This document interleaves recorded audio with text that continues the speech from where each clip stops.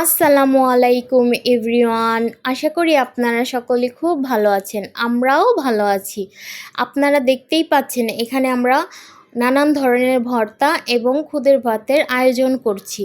সেই দিনকে আমরা সবাই মিলে খুদের ভাতের পিকনিক করেছিলাম।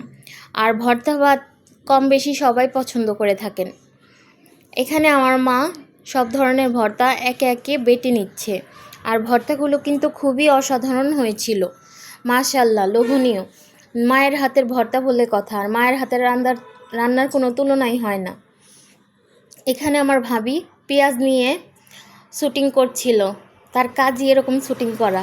আর দেখুন আলু ভর্তাগুলো খুবই সুন্দর হয়েছে, অসাধারণ। একে একে সব ধরনের ভর্তা বেটে নিচ্ছিল। মানুষ মাংস, মাছ বা বিভিন্ন ধরনের খাবার শখ করে, কিন্তু আমার এই ভর্তা খাওয়া এত পরিমাণের লোভ ওঠে যে এখন আপনাদের সাথে শেয়ার করছি। এখন মন চাচ্ছে যে আবার আমি এগুলা খাই। যাই হোক, এই যে এখানে আমার মা পাটায় মেখে ভাত দিচ্ছিল। ছোটোবেলার কথা মনে পড়ে যায়, যখন দাদিকে বলতাম দাদি আমাকে ভাত দাও আমি খাবো, তখন আমার দাদি বলতো যে এই ভাত খাওয়া ভালো না।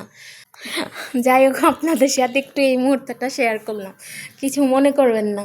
এই যে এখানে আমার মা ভাত মেখে দিচ্ছিল, আর কি বলবো, মায়ের হাতের খাবার যার স্বাদের কোনো তুলনা হয় না। আর এদিকে আমাদের রান্না কমপ্লিট এবং সব ভর্তা বানানো কমপ্লিট। এখন আমরা সবাই মিলে খাবো। আর যে কোনো জিনিস সবাই মিলে খাওয়ার মজাটাই আলাদা, সেটা আরও 7 গুণ মজা বেড়ে যায়। ধন্যবাদ সবাইকে এতক্ষণ আমাদের ভিডিওটি দেখার জন্য। আর যদি আপনাদের ভিডিওটি ভালো লেগে থাকে অবশ্যই ফলো দিয়ে পাশে থাকবেন। আর যদি ভালো না লাগে, ধন্যবাদ, কেউ বাজে কমেন্ট করবেন না। সাবস্ক্রাইব করতে কিন্তু কেউ ভুলবেন না। আর হ্যাঁ, সবাই ভালো থাকবেন, সুস্থ থাকবেন। আর হ্যাঁ, যারা যারা ভিডিওটি দেখছেন আপনাদের এলাকায় এই খাবারটা কী নামে পরিচিত, আর কে কে ভর্তা ভাত খেতে পছন্দ করেন, অবশ্যই অবশ্যই কমেন্টে বলে যাবেন। আর অনেক অনেক অঞ্চলের লোকজন আছে যারা এই খাবারটা পছন্দ করে না। ওনারা মনে করে এই ভর্তা ভাত মানে খুদের ভাত শুধু গরুকেই খাওয়ানো হয়, মানে খুদ শুধু গরুর খাবারই।